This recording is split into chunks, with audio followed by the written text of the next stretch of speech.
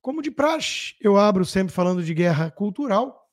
Olha aqui, o FRJ vai mudar currículo de cálculo para tentar evitar evasão de cotistas. É o famoso jeitinho, atalho, para remendar um problema que foi criado pela própria cota. E a gente já falou, inclusive ontem eu falei bastante, da questão do tribunal racial que está sendo instaurado no país por conta desse troço. Olha aqui, a New York, com a capa Freedom of Sex, the moral case for letting trans kids change their bodies. O caso moral para permitir que crianças trans alterem seus corpos. É nessa toada que estamos.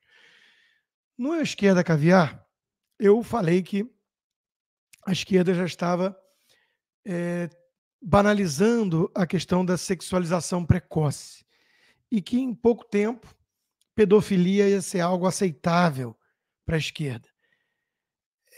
Fui chamado por alguns de paranoico, de chapéu de alumínio, mas é o que está acontecendo. Comentando isso, a Melissa Chen disse, você vê onde está indo a questão moral, né? Saímos de o caso moral para você fazer uma transição do seu corpo em qualquer idade para o caso moral para ter sexo com alguém de qualquer idade. Isso está vindo, ela alerta. E, de fato, não é uma questão de profecia, não. É só acompanhar de perto o que a própria esquerda mais louca vem falando. E o problema da esquerda hoje é que essa franja ultra radical, que a imprensa finge que não é radical, porque a imprensa encampou essas ideias, eles dominam o debate, a cultura pop, a mídia e por aí vai. Bom, Lula cometeu mais uma gafe, entre aspas, mas não vamos ver os movimentos feministas revoltados, a Globo falando que isso é absurdo, indevido, nada disso. Imagina se fosse Jair Bolsonaro. Com profissão, mulher pode comprar batom e calcinha, diz Lula. Claro, porque, em primeiro lugar, se a mulher não trabalhar, ela não vai poder comprar o batom e a calcinha. Presume-se que a família não pode ter uma divisão de orçamento quando um assume o papel de trabalho fora de casa e a outra o papel da maternidade e da cuidar da casa. Uma configuração obsoleta, eu sei disso, mas ela não poderia comprar batom e calcinha nessas circunstâncias, segundo o gênio Lula. E o segundo aspecto é, puxa vida, né? Ele podia ter pensado em tanta coisa, né?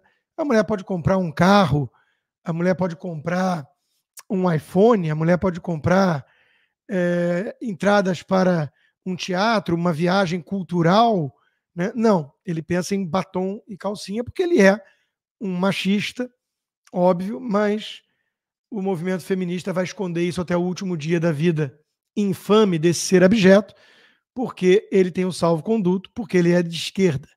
E o movimento feminista, como eu já cansei de dizer aqui, não tem nada a ver com a mulher. Eu sei que isso pode chocar algumas pessoas desatentas, alienadas, mas eu repito com toda a calma para ser absorvido isso. O movimento feminista não tem nada a ver com a mulher. Assim como o movimento racial não tem nada a ver com a raça. E, by the way, o movimento ambientalista não tem nada a ver com o meio ambiente. Bom, os artistas que lularam com 15 bilhões de motivos para isso no Brasil devem olhar para a Argentina e falar chupa, otários, né? Porque na Argentina o governo reduziu todos os contratos da Ancine Argentina, suspendeu pagamentos por horas extras, cancelou o apoio a festivais e por aí vai. Ou seja, é o Milei fazendo aquilo que o Bolsonaro devia ter feito de forma mais enfática. Bolsonaro tinha que ter focado, priorizado, em desaparelhar a máquina pública dos cupins petistas. Ele fez um pouco disso, devia ter feito muito mais, na minha opinião. O Milei está fazendo, porque é daí que vem a verba para a turma que depois fica gritando genocida, golpista, blá, blá, blá. Tem que estrangular na parte financeira. É, por exemplo, o que o sistema ditatorial do Brasil hoje, o consórcio PT-STF, vem tentando fazer com a gente, sendo que eu nunca tive dinheiro público. Mas mesmo sem uma verba pública, eles tentam o quê? Asfixiar exatamente na parte financeira. Desmonetiza, censura, bloqueia, congela a conta, para ver se você desiste de emitir suas opiniões independentes. Spoiler, não desisti. Estamos aqui. Mas o Milei está de parabéns, que inveja de um país que tem um presidente. Na coluna da Folha de São Paulo hoje, o Café com Leite, pseudo-liberal Joel Pinheiro da Fonseca, até acerta, porque de vez em quando ele faz uma crítica assim, toda cheia de dedos aos seus coleguinhas petistas. Há pouca diversidade ideológica nas universidades e nas redações. A geração do conhecimento se beneficia de diferentes perspectivas. Aí ele traz a questão da revista Economist, que publicou uma série de reportagens sobre as universidades de elite americanas, as Ivy Leagues, e vários problemas que essas universidades enfrentam. Uma delas é a hegemonia ideológica.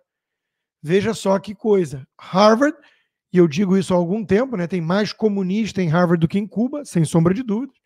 Em Harvard, por exemplo, apenas 3% dos professores se denominam conservadores, enquanto 75%, 3 em cada 4, se classificam liberals, ou seja, comuna, desde progressista fabiano até hardcore pró-Hamas. Harvard é um caso extremo, mas está assim em tudo que é lugar. Então, parabéns, Joel, pela coragem de mexer nesse vespeiro com seus coleguinhas. Mas a gente sabe que você, durante a pandemia, por exemplo, contribuiu muito para essa visão hegemônica da esquerda, se calando, inclusive, diante de censura, perseguição aos conservadores. Então, você é apenas um hipócrita que está querendo agora ensaiar aquela questão da direita permitida e se colocar como um deles. Né? É a mesma coisa que está fazendo a turma dos Antas, é a mesma coisa que fazem os oportunistas do MBL. Todos vocês querem agora sair da toca e falar: olha, é preciso ter pluralidade, tem que ter direita no debate também. Eu, que não é direita, é um tucaninho. Mas, enfim, é a estratégia. Essa situação é preocupante, né? Está ruim nos Estados Unidos, está muito pior no Brasil, que aqui ainda tem rádio, até um canal de TV, liberdade de expressão com base na primeira emenda. Então, aqui ainda temos reação. No Brasil, a coisa está bem mais complicada. Então, se quiser vir para cá, fazer frente a esse avanço comunista, cerrar a fileira com os corajosos da resistência, eu estou aqui para te ajudar. DM Visaló. Fiz hoje uma live com a doutora Ingrid, 30 anos de experiência, falando um pouquinho da pauta imigratória. Está no canal aqui, então é só procurar o bate-papo. E não esqueça de dizer ao escritório que chegou a eles por meio da live Tudo Consta. Pois bem, a imprensa está totalmente domesticada.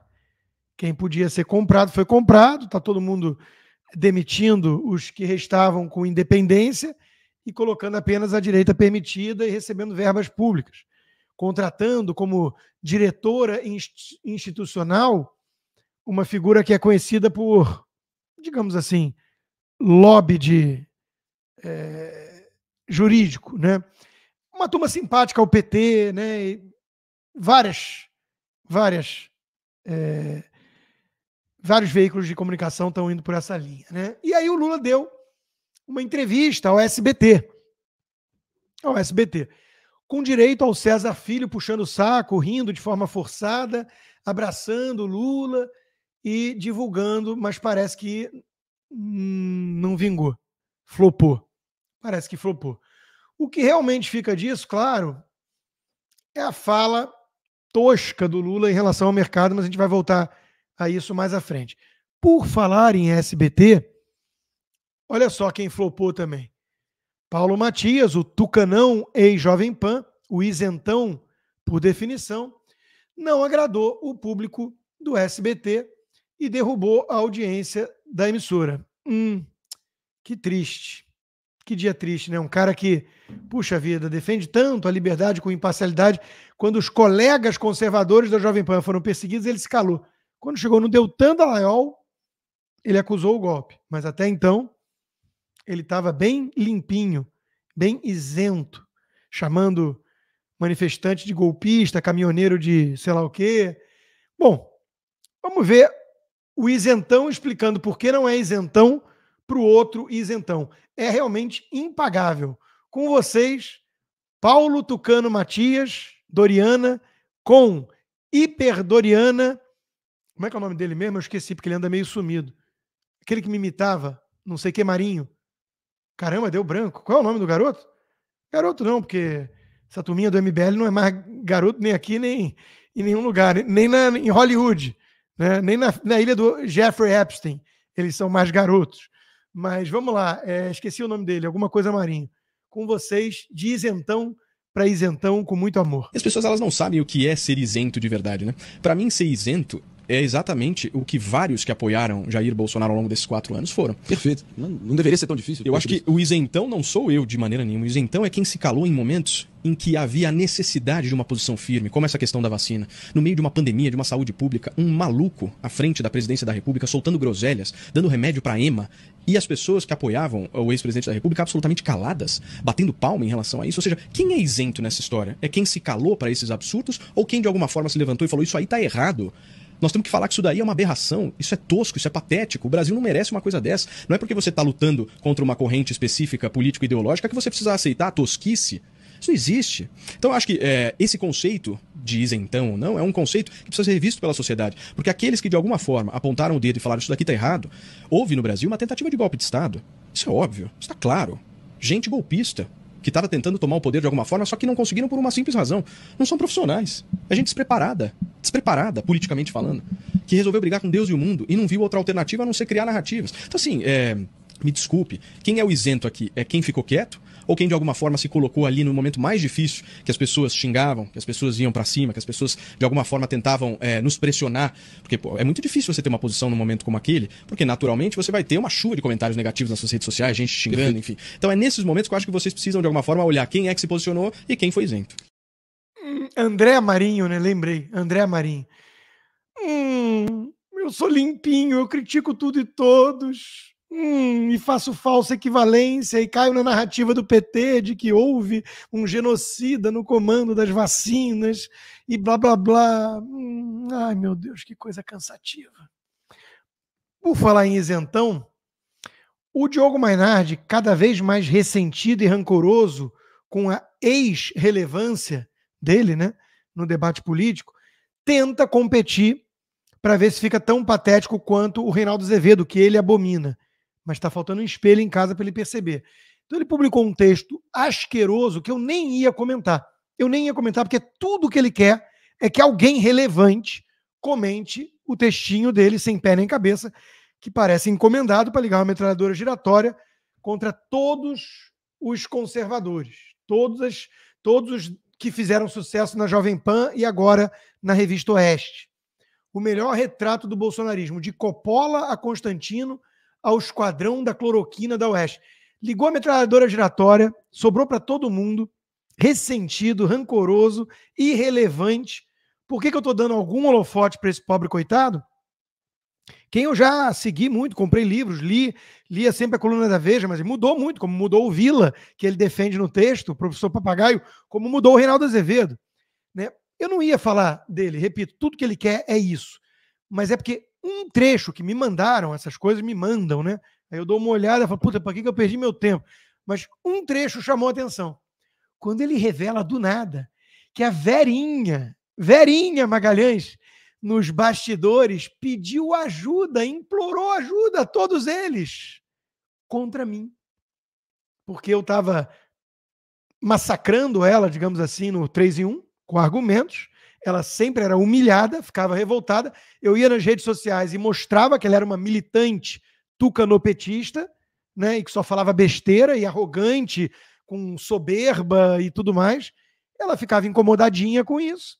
Ia nos grupinhos falar, me defendam do Constantino, ataquem ele. E o Diogo Mainardi revela isso nesse texto bizarro, né? E depois dizendo que ela traiu todos eles. Eu não quero nem imaginar os acordos, mas isso está lá. Isso está lá. Ô, Verinha, não consegue se... E gabinete do ódio, milícia digital, é a turma bolsonarista, né? Eu nunca pedi para ninguém te criticar, te atacar, me defender de você. Até porque cá entre nós, meu Deus, né? O que vem de baixo não me atinge, né? É muito pouca consistência e embasamento da sua parte filosófica, digamos assim, para poder contra-argumentar algum ponto meu. Não estou sendo arrogante, estou apenas colocando os pingos nos is. Você é medíocre. E todo mundo sabe disso. A pior jornalista do Brasil, como disse Bolsonaro, e olha que a concorrência é acirrada. Mas você é muito, muito fraquinha, muito ruim. Acha que o Chile faz fronteira com o Brasil e a Greta Thunberg é uma pessoa maravilhosa e uma inspiração para os jovens. Enfim, é bobagem do começo ao fim. Verinha, não aguentou o rojão? Pediu para a turma vir para cima de mim? Que vergonha. Bom, falando em isentões, já que o tema é esse, olha o outro com a falsa equivalência moral. Chico Graziano, que queria ser ministro do Bolsonaro e também ressentido, cheio de rancor, escreve: Lula faz reunião para dar broncas em ministros e não consegue criticar o Lula sem meter Bolsonaro no meio, porque isso é o que faz o isentão, viu, Paulo Matias? Alguém percebe alguma semelhança com o estilo Bolsonaro? Um de esquerda, outro de direita. Ambos são caudilhos, populistas e autoritários. Pobre nação. Olha, nós já estamos no dia de 12 de março de 2024. 1 ano e 1 trimestre quase de desgoverno Lula, com tudo que o Brasil viu voltar. Empreiteiras corruptas, perseguição, censura, tapete vermelho para Maduro, ingerência total na economia, estatais como foco de esquema e corrupção e politicagem de novo.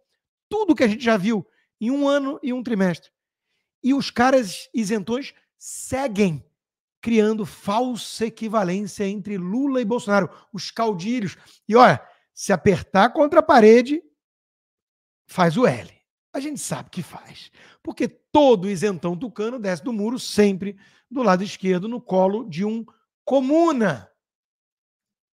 Olha outro isentão aí.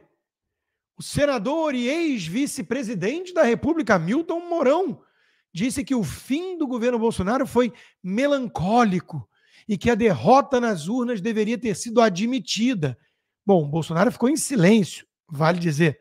Agora, questionar a postura partidária do TSE, a questão da ingerência toda do Supremo para não permitir voto impresso, o nós derrotamos Bolsonaro, questionar isso tudo como algo esquisito num processo que deveria ter lisura e transparência, é não admitir derrota nas urnas ou é querer justamente apontar para uma grave falha do sistema? Tipo os tucanos, eles mesmos, fizeram em 2014. Mourão, Olavo de Carvalho estava certo a seu respeito, né? É general melancia mesmo. E por falar em isentão, o prêmio vai para Amoedo. De novo, Rodrigo, para de dar holofote para os irrelevantes. Eu sei, mas, enfim, o fenômeno do isentismo é muito curioso. A gente tem que trazer aqui à tona. João Amoedo vê governadores de direita reféns do bolsonarismo. Não, peraí, eu ia falar com energia, tipo o Biden tomando drogas para reagir e parecer alguém vivo. Deixa eu incorporar o Amoedo, desculpa por isso. Espero não ter que votar novamente no Lula. Espero não ter que fazer o L de novo. Olha como eu cumprimento todo mundo com mão de alface. Porque o Tarcísio quer combater a criminalidade sem escutar as ONGs dos direitos dos humanos e vai aceitar o convite de visitar Israel pelo atual governante democraticamente eleito de Israel num gabinete de guerra que até a oposição faz parte. O Amoedo está muito preocupado, porque o Tarcísio não está parecendo tucano o suficiente, como ele gostaria. E aí, cruzes vão fazer ele votar de novo no Lula. Pô, Amoedo, sai logo do armário, cara. Se declara. Se declara logo. Vai ser libertador para você esse troço. Talvez você resgate algum respeito das suas próprias filhas. Diga em alto bom som, eu sou petista. Tenta botar essa estamina. para dentro, né? Sei lá, dá um shot de testosterona e manda essa aí, grita os 4 ventos. Você vai se sentir livre, cara. Porra. Por falar em Tarcísio indo para Israel, olha o Noblar. O Amoedo está mais perto do Ricardo Noblar, militante petista, do que do Tarcísio. E a culpa é do Bolsonaro. Tarcísio e Caiado servindo de fantoches para uma provocação estúpida de Netanyahu. Para Tarcísio será um intercâmbio para entender como o exército israelense mata inocentes. Olha o antissemitismo desse sujeito abjeto. Olha a postura nazista desses militantes do PT na imprensa. Ir visitar Israel agora é aplaudir o exército assassino de Israel. A única democracia na região. Repito, a oposição faz parte do gabinete de guerra. Ninguém em Israel pensa como Lula e Noblar e Amoedo e o Foca. Ninguém. Só para vocês terem noção, numa pesquisa recente, porque é uma democracia Israel, com, inclusive, muçulmanos no parlamento, no Knesset. Segundo uma pesquisa recente, mais de 80% são a favor do exército de Israel invadir e atacar logo Rafa, onde, obviamente, os terroristas do Hamas se concentram.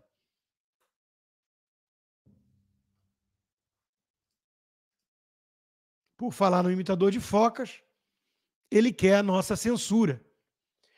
Felipe Neto defende regulamentação das redes sociais para vencer a extrema-direita, num evento do Ministério da Saúde, que é comandado por uma socióloga. O influencer petista propôs ainda tirar seus adversários do ambiente digital, fazendo um apelo para o chefinho, para o painho, para o Lula. O garoto também não, olha aí, o vício, né, a turminha do MBL, né? O cara já passou de 30. O moleque tem, porque aí moleque sim, moleque pode ser em qualquer idade, inspirado aqui no Tropa de Elite. Moleque, é moleque. O moleque tem, sei lá quantos trocentos de milhões de seguidores nas redes sociais. Claro que não foi emitindo suas importantes visões de filosofia política, né? Eu tenho 1.600.000 fazendo exatamente isso. Ele tem falando de sexo, de bobagem, ensinando como burlar censura de idade parental e blá, blá, blá. Comentando game. E mesmo com trocentos milhões de seguidores, ele precisa nos censurar. Senão ele reconhece que não dá conta do recado. Eles são massacrados todos os dias. Porque nós temos a verdade, os argumentos, a lógica, a história do nosso lado. E eles? Nada. Os recursos públicos e o sensacionalismo, a demagogia e o mau caratismo. Olha como eles... Melhor tática contra um esquerdista é deixá-lo falar. Olha como eles se enterram sozinhos e por isso que eles querem censurar as redes sociais. Olha o que esse moleque postou hoje. Em 2023, o Brasil teve o menor número de assassinatos da série histórica. Que continue essa tendência. Mais uma conquista que precisa ser destacada. Ele está tentando colocar na conta do PT e do Lula a queda de criminalidade. As setinhas vermelhas não estavam no gráfico. Fui eu que fiz. Veja como é fácil o trabalho de ser um conservador contra idiotas. Tudo que você precisa é de um alfinete. Aí você vai na bolha e faz assim. Estoura. Foi o que eu fiz. Peguei o gráfico dele, agradeci ele ter postado. Falei, obrigado, Foca. Continue postando mais gráficos assim, muito esclarecedor. E coloquei a setinha vermelha. A setinha vermelha é de minha autoria, para vocês verem a tal tendência, que ele não sabe o que é, porque nunca estudou estatística. A tendência durante os anos de governo petista era claramente de alta nos assassinatos. A tendência virou com Bolsonaro. Puxa vida, que dura a vida de um petista. Bom,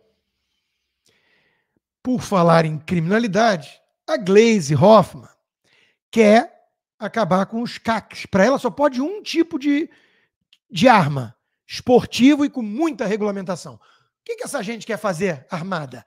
Vai acabar levando a uma guerra civil? Ups, será que é um ato falho confessando que vocês querem manter o povo refém, que nem na Venezuela, para não ter risco de guerra civil quando virar uma ditadura venezuelana de vez? Com vocês, a presidente do PT falando que os Estados Unidos deveriam ter uma guerra civil por ano. Só que não. O que não tem aqui é ditador como o Maduro. Das Forças Armadas. É um problema do Bolsonaro. Ele fez decreto para liberar arma para CAC, colecionador, atirador.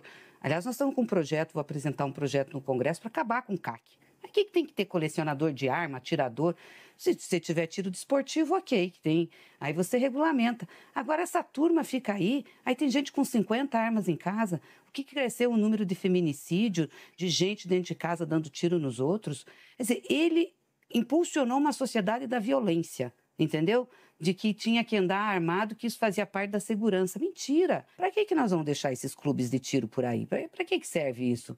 Entendeu? Eu acho que não... Eu sei que isso é polêmico, que o pessoal vai me criticar muito, mas é acabar com o colecionador, com registro de colecionador, registro de atirador. Eu só faço uma ressalva para o desporto, aquilo que é tiro desportivo. E aí tem que ser bem regulamentadinho também, não pode ser algo... Porque isso está dando vazão às pessoas se armarem. Não ter daqui a pouco guerra civil.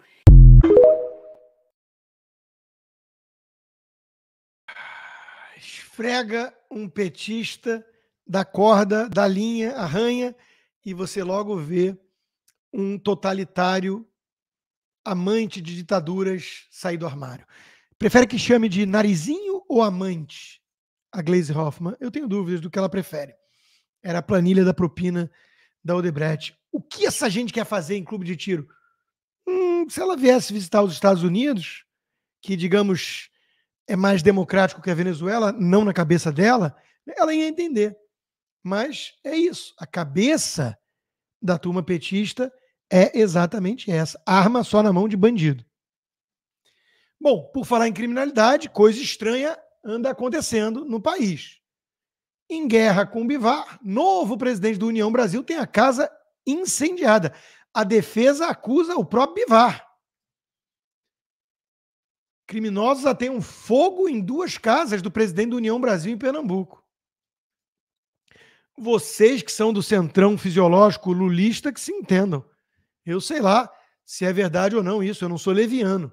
Só sei que coisas estranhas andam acontecendo na política nacional cada vez mais no Brasil que voltou e o amor que venceu, né? Bom, má notícia, só que não. Greg News é cancelado pela HBO após 7 temporadas. E quando eu vi essa notícia, a primeira coisa que eu pensei, caramba, 7 temporadas já esse cara? Tem alguém que vê esse troço? Sério? Tem alguém que vê esse lixo? O mais engraçado é que Gregório do Vivier lamentou o cancelamento e apresentou a sua razão, o motivo. Segundo Gregório do Vivier, a decisão de cancelar o programa foi motivada pelas regras de cota de tela. De acordo com a legislação brasileira, o Greg News não é considerado um programa nacional, uma vez que a produtora responsável, Porta dos Fundos, foi parcialmente vendida para estrangeiros. E eu acho que não foram venezuelanos, nem cubanos. Nessa hora a turma gosta mesmo é de grana, din-din, dólar. Essa peculiaridade legal influenciou diretamente na não renovação do contrato. Puxa vida, foi vítima da reserva de mercado lulista? Deixa eu enxugar a lágrima aqui. Tadinho do Greg. Bom, meus caros, está oficialmente lançado o site da Boss Consta. www.bossconsta.com. Vá lá, entenda melhor o conceito do Brasil One Stop Shop, que eu e meu sócio Roberto Castelo Branco estamos lançando. E se quiser ser parceiro nesse começo, tem várias vantagens na parceria. Manda um e-mail para info@bossconsta.com. info@bossconsta.com. Tire suas dúvidas de como funciona essa parceria. Venha fazer parte do comecinho, do embrião da Boss, que, se Deus quiser, e com muito trabalho e ética e responsabilidade, vai se tornar um projeto grande. Bom, repressão em Cuba. Mais de 90 prisões arbitrárias são registradas na ilha em um mês. O recrudescimento da ditadura, porque, afinal de contas, só entrega miséria e exploração, e de vez em quando as pessoas se revoltam, né? Ao menos 282 ações de repressão contra opositores da ditadura cubana, que é reverenciada pelo PT, pela Gleisi, pelo Lula, foram registradas durante o mês de fevereiro apenas, pelo Observatório Cubano de Direitos Humanos. Mas a turma da ONU está preocupada em demonizar Israel, não Cuba, Venezuela, nada disso. 95 casos envolvem prisões arbitrárias. Ih, tá igual o Brasil, hein? 71 foram contra mulheres. Olha aí, gente. Olha aí, feministas. A coisa não tá boa, né? Por que será, né? Porque pela crise dura provocada pela própria administração da ilha, presídio caribenha, falta alimento, combustível, medicamento, eletricidade. 80% dos cubanos estão na situação de extrema pobreza, parecido com o número da Venezuela. Não é embargo, não é bloqueio americano o responsável por isso. É o comunismo defendido pelo Lula. Por falar na Venezuela, Nicolás Maduro, na sua democracia relativa muito admirada pelo Lula, disputa sozinho a indicação do seu partido e vai ser o candidato ao terceiro mandato, que vai disputar também sozinho contra a oposição fantasma inexistente. Muito democrata, Maduro não está gostando das críticas do Milei e proibiu aviões da Argentina de sobrevoar o espaço aéreo da Venezuela. Está dificultando o business das aerolíneas argentinas, que tem que fazer agora um desvio de rota, isso custa combustível e por aí vai. O Maduro é o típico tirano. Eu estou vendo a série Fubar, que é engraçadinha, é de humor, né?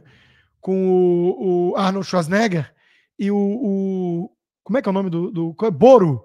O Boro, que é o vilão lá, não sei o quê, é um psychopath, né? Que depois que o cara diz a informação que ele queria, ele mesmo assim manda serrar a perna para ver se não tem mais nada escondido aí. É um cara sádico. É isso, né? É o Kim Jong-un, é o Maduro, o Xi Jinping, o Putin, são as referências do Lula, né? Mas falar que o Brasil corre o risco de virar uma ditadura nesses moldes é paranoia de reacionário. Uhum. Gente, por falar na Venezuela, tem uma coluna no Correio da Manhã do Sérgio Cabral. Eu só posso acreditar que é um homônimo. A Renata Barreto, que divulgou, é a segunda vez que ela divulga, e eu não posso acreditar que seja o Sérgio Cabral. E menos ainda eu posso acreditar que ele está escrevendo isso. Teatro venezuelano. Números de expatriados dizem tudo. Um país rico em petróleo, com povo pobre, desempregado e nossos grifos. Elite política fundada em corrupção. Malandro, o que é isso? Malandro carioca, malandro é o gato, que já nasce com bigode. O que é o Sérgio Cabral? É sério um negócio desse? Elite política e econômica corrupta que se garante na extração das bacias petrolíferas abundantes em óleo e gás. Tem que ser homônimo. Não pode ser o cara condenado a mais de 400 anos de prisão por corrupção, que confessou os crimes e disse: é um vício. Poder e dinheiro é um vício. Não pode ser o mesmo cara. Renata, checa essa informação no Correio da Manhã, pelo amor de Deus. Eu não tive tempo. Não posso acreditar que seja o Sérgio Cabral. Por falar em democracia, Janja, em Nova York, afirmou que a democracia no Brasil foi interrompida por 6 anos, justamente quando saiu o PT do poder. Nesse vácuo em que tivemos Temer e Bolsonaro, não houve democracia. 6 anos de interregno na democracia. A conclusão inapelável é que, para os petistas, democracia só existe quando o PT está no poder. Não é exatamente como pensam os comunistas da Venezuela? Ou a turma do poder em Cuba? Acho que sim, né?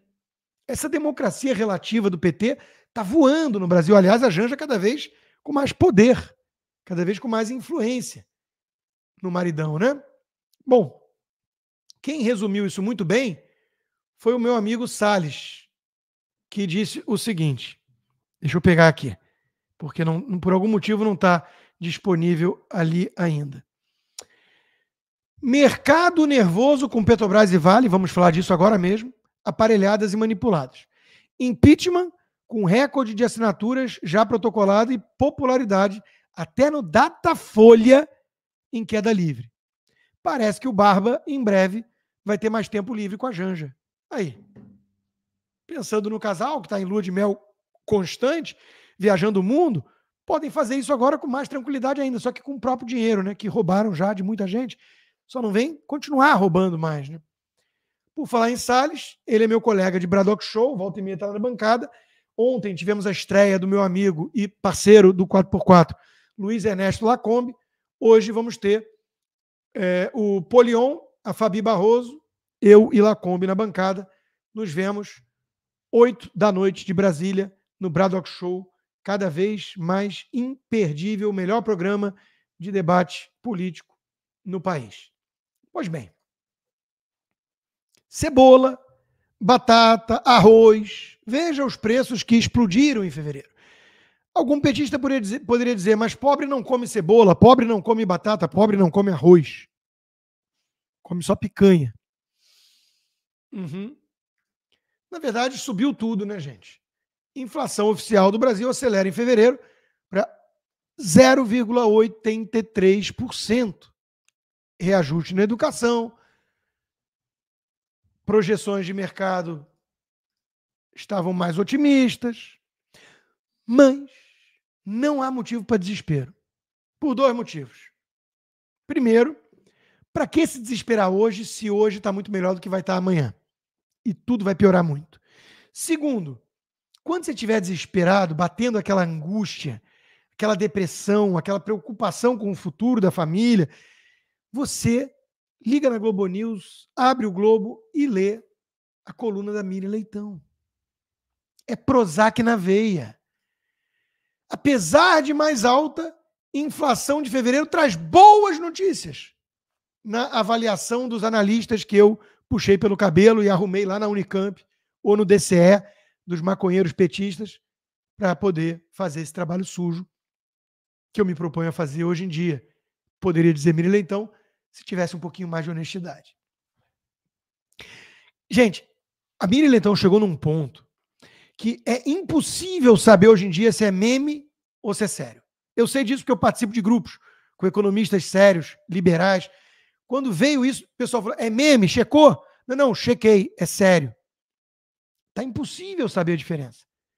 A inflação foi muito mais alta, mas descubra como isso é bom. Miriam Leitão. É inacreditável um negócio desse. Bom, recordar e viver. Olha o que essa profeta estava dizendo no começo do governo Lula. No que já tivemos aí, o que já andou? Muita coisa andou. É impressionante que só tenha 45 dias, hoje 46 dias, do governo do presidente Lula. Fez uma enorme diferença, por exemplo, na vida dos Yanomami. Fez uma enorme diferença no combate ao desmatamento na Amazônia, que agora você tem o IBAMA no controle do combate ao desmatamento. A lei voltando a ser respeitada. Uma mudança grande na área da saúde, na área da educação. Já volta as prioridades para o ponto certo.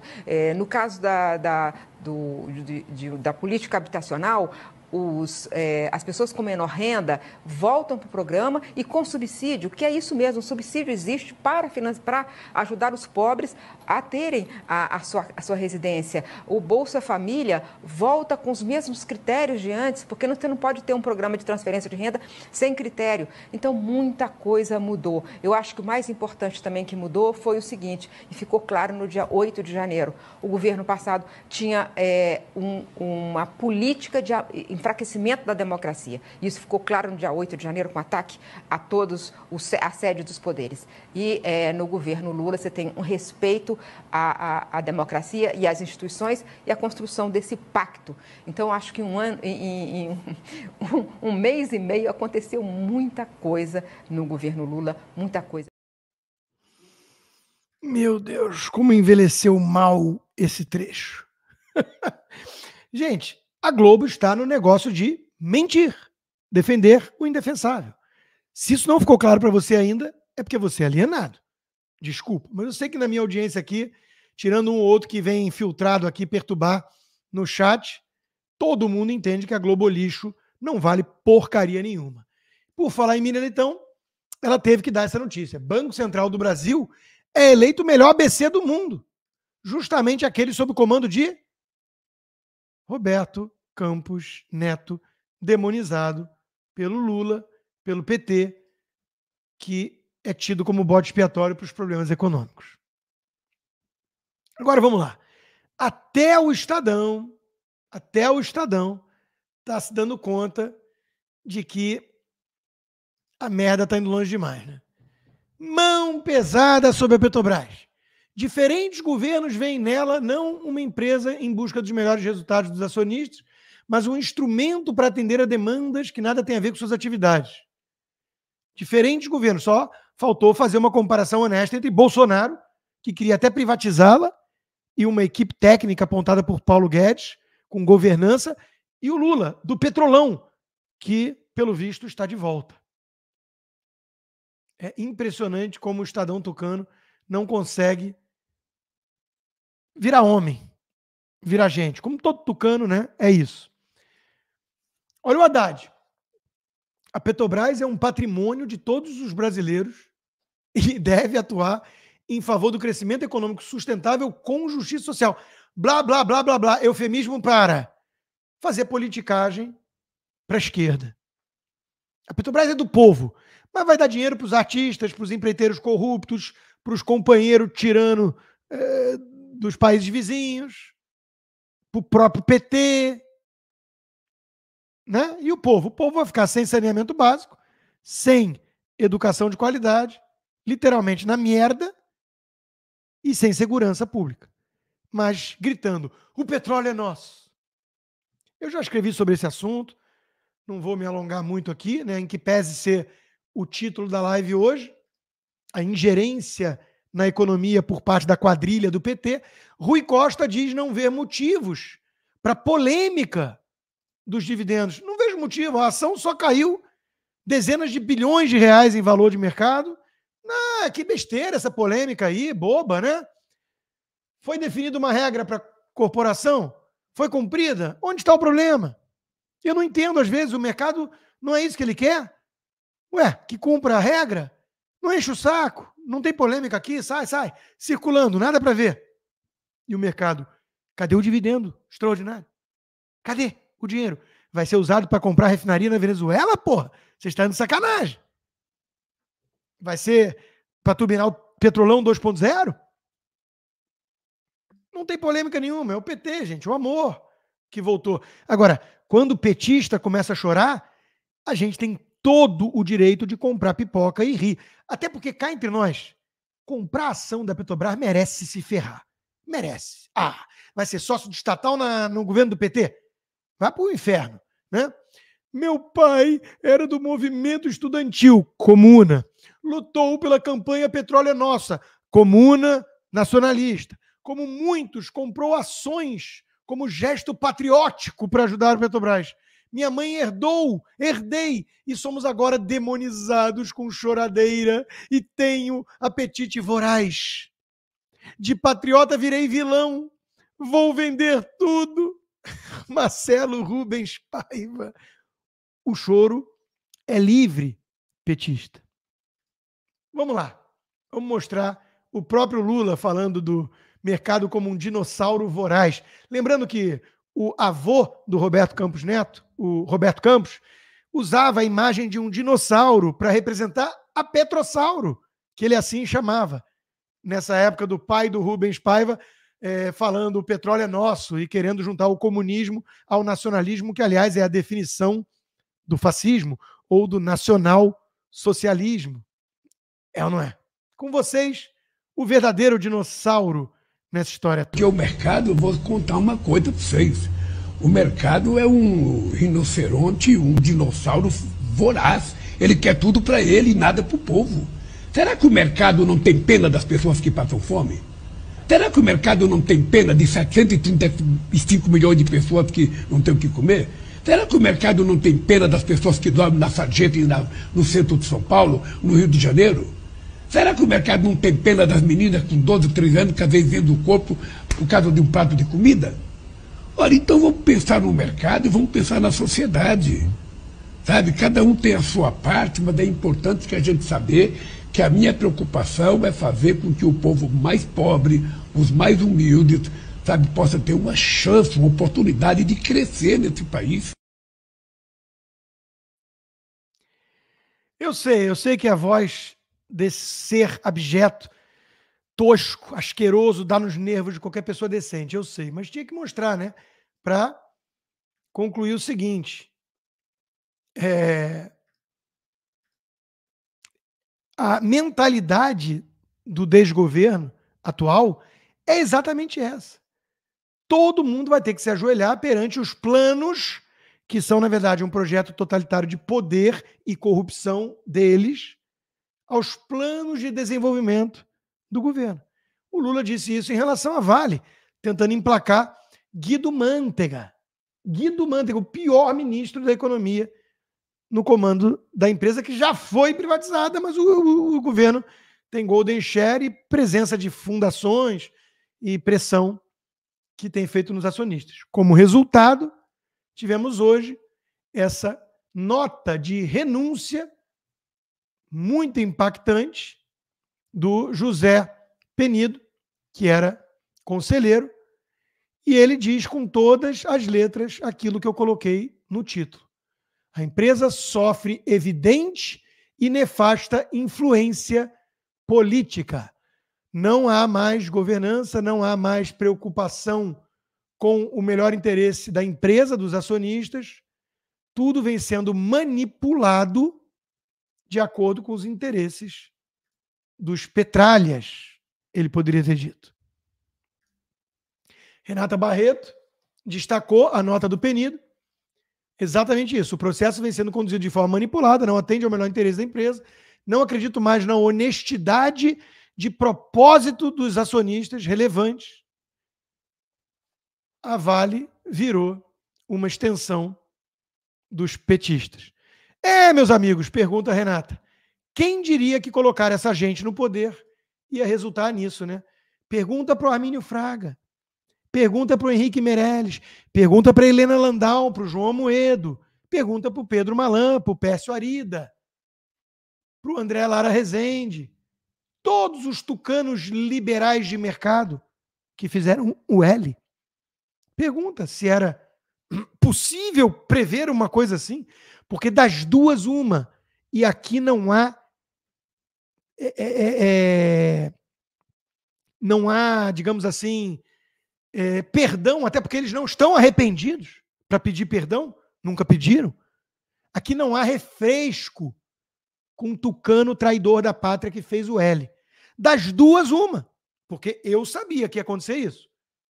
Eu não tenho bola de cristal. Eu, a Renata e tanta gente sabia. Nós sabíamos. Eles não, milionários, gênios do mercado financeiro, não sabiam? Das duas, uma. Ou eles são as pessoas mais estúpidas do planeta, uns alienados, imbecis, que merecem nossa pena, do tipo, nossa, tu é rico, mas tu é uma anta mesmo. Tu é uma pessoa completamente idiota. Ou eles são safados, oportunistas, malandros. E aí, meus amigos, com malandro só tem uma postura possível, na minha etiqueta. Vai para o inferno. Bom, o Dávila, eu, digamos assim, tenho um pouquinho mais de simpatia. O Felipe Dávila. Ele é isentão, sem dúvida, mas ele é um isentão que de vez em quando coloca uma injeção de testosterona e consegue criticar o PT para valer, sem ter que fazer falsa equivalência com o bolsonarismo. Seguindo o lema, vamos interferir em tudo que funciona, o governo Lula agora pretende regulamentar entregas do setor de e-commerce, como Amazon e Mercado Livre. A justificativa? Segundo o ministro Juscelino Filho, aquele com longo histórico de polêmicas, os Correios estão em desvantagem contra o setor privado. Lembrando que o Mensalão, primeiro grande escândalo de corrupção do PT, estourou quando Bob Jeff denunciou um esquema nos Correios. Em outras palavras, querem regular as empresas porque elas entregam mais rápido e com menor custo que uma estatal. Brasil, único país do mundo onde eficiência é uma afronta. Resta perguntar ao Felipe Dávila, claro, por que ele ficou de voto nulo, sabendo que de um lado tinha Paulo Guedes, com toda a equipe técnica e séria e liberal, e do outro lado, isso aí. Não por acaso, somando tudo isso, a reprovação do capiroto em São Paulo está disparando. E o Boulos já está preocupado de andar junto com Lula. Olha em que pé estamos. Boulos, cujo movimento criminoso taca coquetel Molotov na Fiesp, está com vergonha eleitoral de sair na foto ao lado do Lula. Porque a rejeição não para de subir. A questão da ingerência nas estatais foi tão escancarada que até a assessoria de imprensa na Globo News não conseguiu esconder o absurdo. Pois é, o Dani, é muito grave a ação do presidente Lula, intervencionista na Petrobras. Olha o que diz o Lula, só mais algumas coisas aqui. Tivemos, o Jean Paul Prats é quase que forçado a dizer não teve pressão do presidente Lula de jeito nenhum, tal que nada. Teve sim. Quem diz isso é o próprio presidente Lula. Olha o que ele fala. Tivemos conversa séria com a direção da Petrobras, diz Lula. É preciso pensar no povo, diz o presidente Lula. Aí ataca o mercado, um discurso dos anos 80. O mercado é um dinossauro voraz. Se for atender apenas a choradeira do mercado, não faz nada. Então, é essa a lógica do Lula. E como a Ana Flor colocou, assim, a interferência olhando o preço do combustível, é o preço da energia, ou seja, é o controle total. Petrobras não é apenas para pensar nos acionistas. Não tem porquê ter preço dos combustíveis equiparado ao internacional. Então, e aí fala, tivemos conversa séria com a direção da Petrobras. Essa é a grande questão. Independentemente, o ministro Alexandre Silveira de Minas e Energia, ele quer ter uma briga aberta, todo mundo sabe aqui em Brasília, com o Jean Paul Prats, ele quer derrubar o Jean Paul Prats. Isso é o que está acontecendo. Agora, ele se alinha com Lula para ficar mais fortalecido, mesmo numa visão intervencionista do presidente. E agora está claro que essa visão intervencionista é do Lula. E é grave, porque você interferir numa empresa de capital aberto, com ações na Bolsa, não só aqui do Brasil, de Nova York, é uma interferência política. É o que está vendo, por isso que despencou na sexta-feira as ações da Petrobras. Todo mundo entendeu o movimento. Então, assim, não, é porque tem isso, tem aquilo. Não, é o Lula. É o presidente Lula interferindo, o que é grave. Ele está tentando interferir numa empresa privada, a Vale. Semana passada o Bartolomeu foi reconduzido por mais 6 meses, mas a gente viu a interferência política que ele fez para tentar emplacar o ex-ministro Guido Mantega, numa empresa privada. Tá chocado? Tá chocado, camarote? Eu tô assistindo de camarote a farsa da decepção global com o petista que ajudaram a colocar de volta na cena do crime. São farsantes. Os militantes petistas e tucanos da Globo News são farsantes. Eu não posso chamar de jornalista essa gente. Agora, tá muito ruim e vai piorar. Então, meu amigo, proteja o seu dinheirinho suado. Tô aqui para te ajudar. Fair USA, tá aí o QR Code. 30 anos de experiência no mercado de câmbio, tem o CEO Adilson Góes. Tá o número de WhatsApp dele, o e-mail. Fala com o Góes. Veja uma solução para sua empresa, para você na pessoa física, para poder fazer remessa de dinheiro e proteger o seu dinheiro das garras do PT. Não esqueça de dizer a fé que chegou a eles por meio da live. Tudo consta. Aí, essa mesma imprensa diz que o Chega é de ultradireita, extrema-direita, blá, blá, blá. O Luciano Trigo fez aquilo que nenhum jornalista vai fazer, porque são papagaios de slogans do PT, e foi lá ver o que defende o Chega. E na Gazeta do Povo, em sua coluna, ele explica, né? Defesa de um Estado mínimo, de um Estado laico, porém que respeite o legado cristão que fez de Portugal o que ele é, e por aí vai, né? Estado de Direito. Oh, que extremista! Que extremista! Moderado é defender mudança de sexo em criança trans. Onde estava o Tribunal Superior Eleitoral Português quando permitiu a ascensão do Chega? Ah, não tem TSE em Portugal? É preciso criar um com urgência, diria Reinaldo Azevedo, Miriam Leitão, Felipe Neto e Tutti Quanti. Afinal de contas, o próprio Gilmar Mendes já disse, é preciso combater a extrema-direita. E para eles, extrema-direita é qualquer coisa à direita dos tucanos que adoram sentar no colo e aconchegar-se e mexer, saculejar de um petista. Por falar no Gilmar Mendes, o governo inicia negociações e já avalia novos acordos para 7 empresas alvo da Lava Jato que devem 8 bilhões de reais. O Brasil voltou e temos que perseguir a turma da Lava Jato e os bandidos e os corruptos. Esses vão ser agraciados com mais obra, mais esquema. Gilmar Mendes defende comissão da verdade para a Lava Jato e consórcio entre poderes. Precisa haver um consórcio entre todas as forças, poderes e setores. O crime está sofisticado. O crime é a extrema-direita. E aí ele inventa uma coisa de narcomilícia evangélica. Olha, narcomilícia evangélica. Num país dominado pelo narcotráfico do PCC, Comando Vermelho e diálogos cabulosos com o PT. A preocupação dele é com a narcomilícia dos evangélicos. Claro que teve uma resposta à altura do Silas Malafaia, né? Porque o Silas Malafaia tá on. Povo abençoado do Brasil, nada como um dia após outro. Lembra aí que Alexandre de Moraes adora dizer que o STF e seus ministros são atacados por milícias digitais, discurso de ódio? O que ele falou lá para os calouros do curso de Direito da USP no dia 26 de fevereiro? Lembra? Agora chegou a nossa vez. Pimenta no olho dos outros é refresco, não é? Eu vou usar a linguagem deles. Barroso, na sexta-feira, ataca líderes evangélicos. E ontem foi a vez de Gilmar Mendes atacar os evangélicos. É assim? É essa que é a maneira de responder quando você está sendo questionado?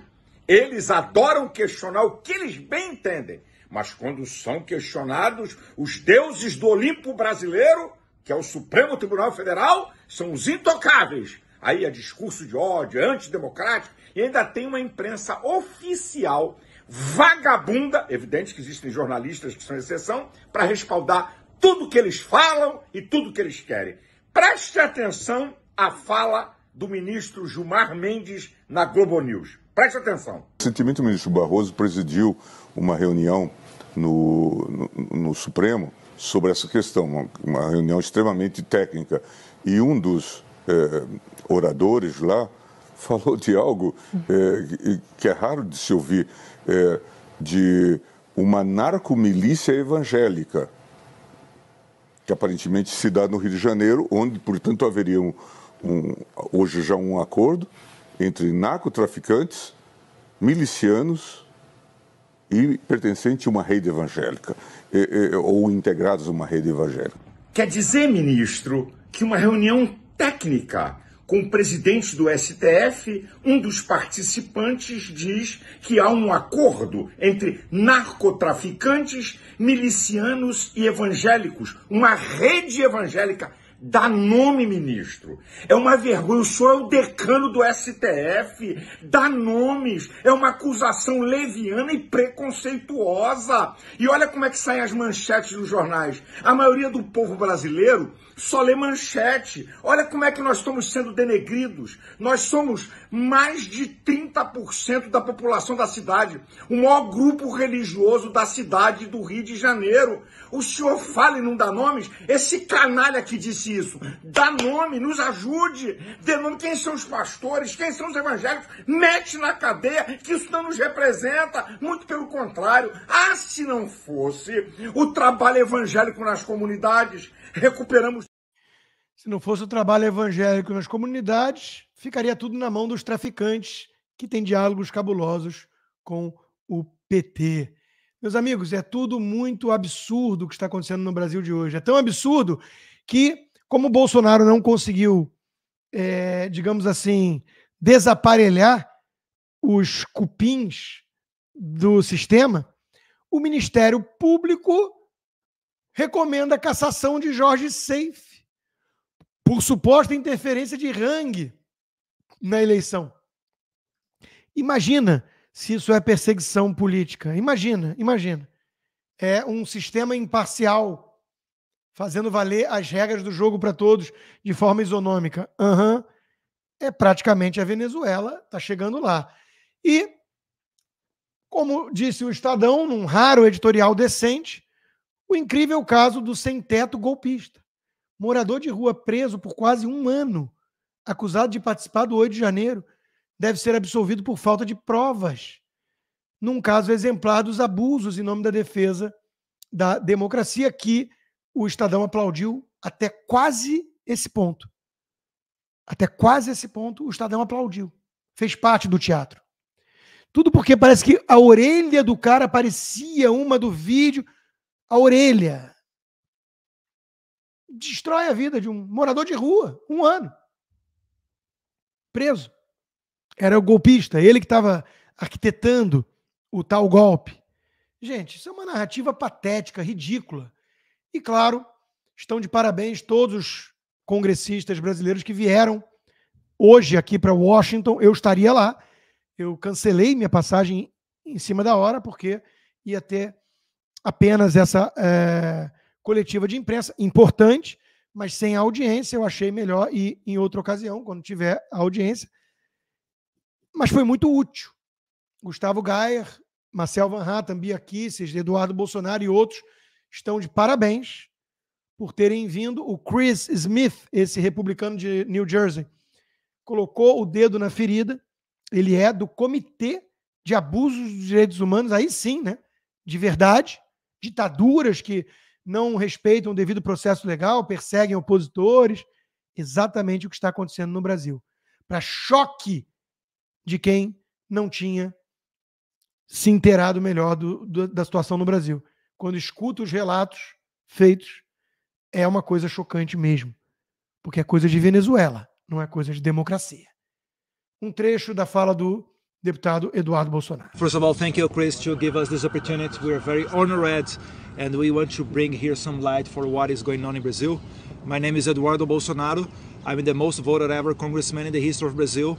Also son of President Bolsonaro and former chairman of the Foreign Affairs and National Defense Committee. I have always warned in my speeches in the Congress about the dangers of my country turning into a Cuba or Venezuela with their concentration camps. Today, unfortunately, I live in my own movie about the Gulag. And for those who think I'm exaggerating, I will cite here few simple names. Felipe Martins, the international advisor to President Bolsonaro, as Jared Kushner was to President Trump. A brilliant young man in his 30s with a promising future, imprisoned by an exception tribunal, accused of a coup d'etat never attempted or planned, and without the hope of minimally fair treatment, as due process and broad defense no longer exists in Brazil. Colonel Câmara, the Bolsonaro security detail, who is now also in jail accused of an imaginary coup d'etat. And like them, veterinarians, gospel singers, sign language interpreters, comedians as Bismarck Fugas, and even a homeless and a person diagnosed with a high degree of autism, all of them imprisoned, accused of a coup d'etat. It's very clear that all this oppression and cruelty is just a step towards the ultimate goal, to imprison my father, the president who dared to put the interests of Brazilians first.